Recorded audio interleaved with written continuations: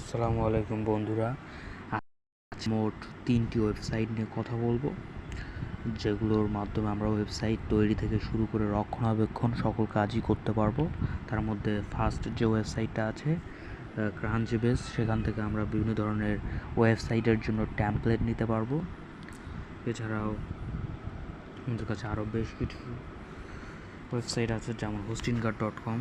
সেখান থেকে আমরা ওয়েবসাইটের জন্য ডোমেইন এবং হোস্টিং নিতে পারবো, এবং এখানে সম্ভবত এসইও করে দেয় এরা, যেটা আমার খুবই ভালো লেগেছে।